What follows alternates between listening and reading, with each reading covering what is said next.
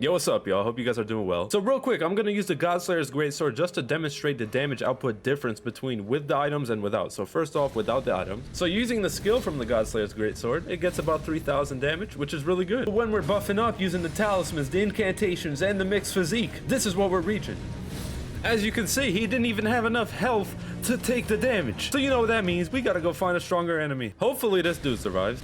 So with the troll, we're hitting about 6,000, which is double what we got from without the items. So it is safe to say that using these items combined with certain weapons can deal double damage. Now you might be asking, what weapons am I talking about? Well, in order to maximize damage output, 3 of the items I'm using are related to increasing fire damage if your weapon has fire damage on it. Now before you click off and think that this is just for faith build, it's not. You can change the affinity of most weapons using the Ashes of War. For example, if I go to the Greatsword and click a random Ash of War, you can change it to fire. This is not only for faith builds. You don't need a faith scaling in order to use these items correctly. Although it would obviously help, but if you don't have faith attributes, then it's not really necessary. It's just your damage output will be a little less. I bet you didn't even know the Rivers of Blood had fire damage to it. I mean, at least I didn't even know. Actually, I didn't even care about it until I found these fire items. So imagine a bleed build with really high arcane using these fire items combined with it. Bleed builds were already OP, but I think this just broke it, man. I'm a real faith melee type of guy. I didn't really invest in arcane, so the gameplay you're seeing is not very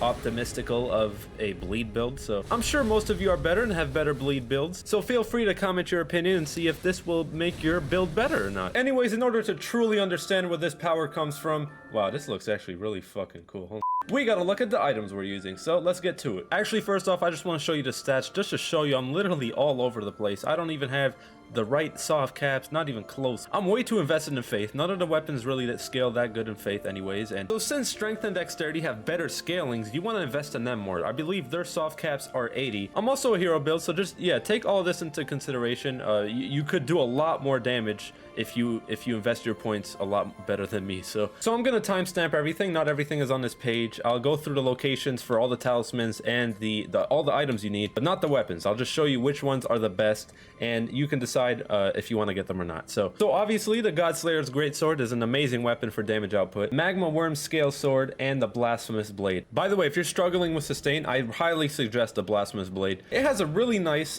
this thing. I don't know, it goes one way. It's really nice and it does a lot of damage. And every time you kill somebody, you get health back. So the Rivers of Blood and the Aloranora, whatever, Pole Blade. Invest in arcane. Use these items that I'm gonna show you in a sec. Next level type of damage, I promise you. Finally, the Prelate's Inferno Cozier. Now, holy shit, this is a lot. This is the first time I pull it out.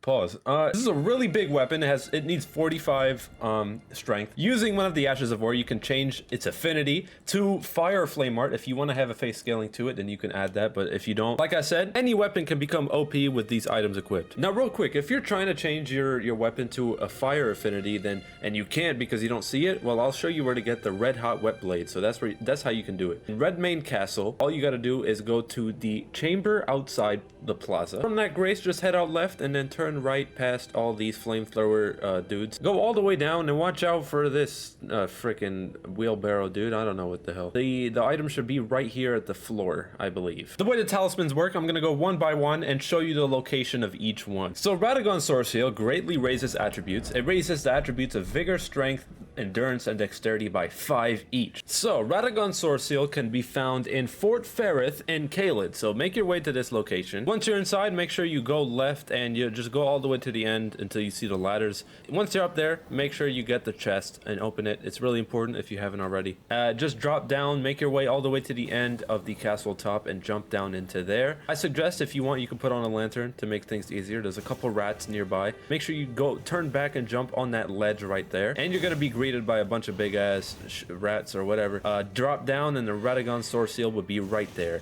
Make sure if you can to stay alive. It doesn't matter, you got the seal anyways. All right, next up is my favorite talisman, Shard of Alexander. It greatly boosts the attack power of skills. Now, if you were looking carefully at the gameplay, most of it was kind of skill based. Like I was doing skills most of the time. That's because I was taking advantage of this. I mean, regardless of what build you are, if your weapon has a skill that has an attack, then you're gonna want to use this all the time. You don't take this off no matter what. I don't care. As for the location, all you got to do is search up Alexander's quest. At the end of his quest, just give it to you. Just search up his whole quest, and you should be able to find it easily. That's how I was able to get this. Next up is a Prosthetis Wear Heirloom. This raises dexterity. This is just there because I don't have a better talisman that contributes to the damage output. If you guys have any, leave them in the comments, and I'll be sure to look into it. So I won't be showing you where this is, but you can search up Gowry's quest, and you can find it easily. All right, now for one of the most important parts of these item combinations, the Fire Scorpion Charm. This raises fire attack but lowers damage negation, but who cares about damage negation? Anyways, I already demonstrated what this can do with the weapons you can choose from,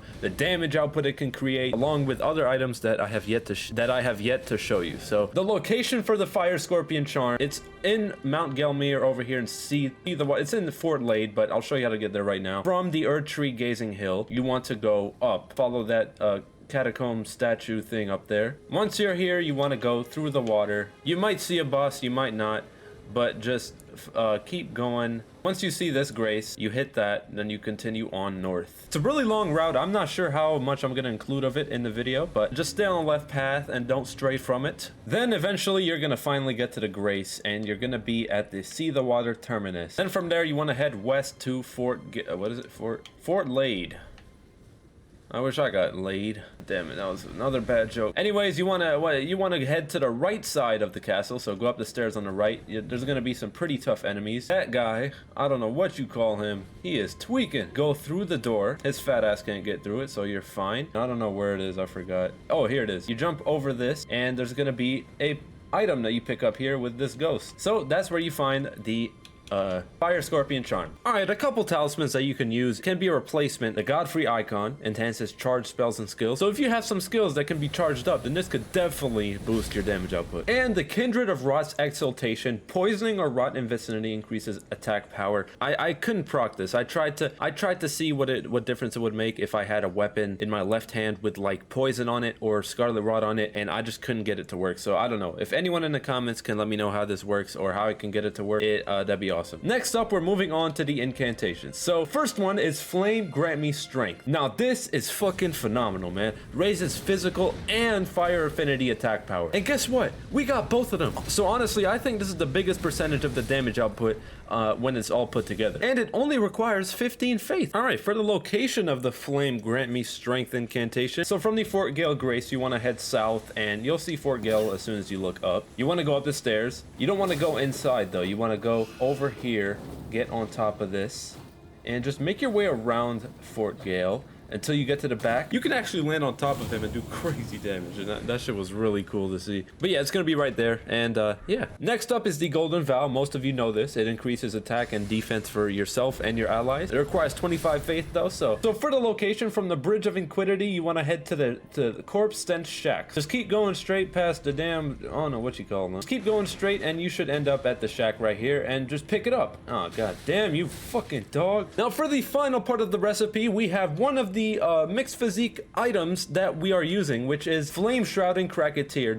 Temporarily boost fire attacks in mixed physique. I only found one item that was useful, but if you guys have anything more powerful, then use it. I'm gonna just show you the location of the Flame Shrouding Cracketeer. So for the location, from the Rot View balcony, all you want to do is head north. This Erdtree right here, at the top left of Caelid. You can jump onto these branches right here. So just look down from the cliff, and you'll be able to see. Then you're gonna end up here fighting a Erdtree avatar, so just watch out. And that was it. That was it for the video. I hope you guys enjoyed, and I hope I added some damage to your build or whatever you was doing. Reminder again that my stats were not really optimized well for this video, so that damage can be a lot higher. And if you find any other spell, incantation, talisman, anything, post it in the comments if it helps the build or whatever, you know what I'm saying? Make sure you guys like and subscribe if you guys enjoyed the video, and I'll see you guys next time, man. I'm out. Peace.